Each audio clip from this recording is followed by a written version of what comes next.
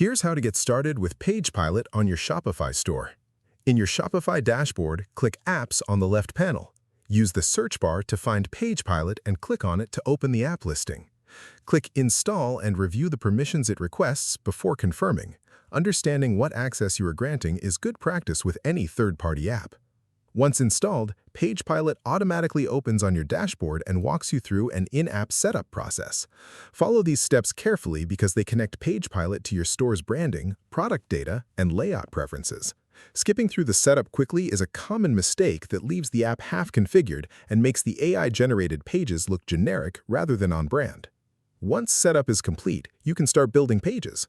PagePilot's AI generates page layouts and copy based on your inputs. The more specific you are about your product, your target customer, and the goal of the page, the better the output. Vague inputs produce generic pages.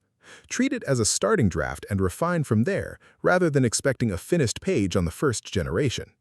If this helped you out, hit that subscribe button for more straight-to-the-point tutorials on Step by Click.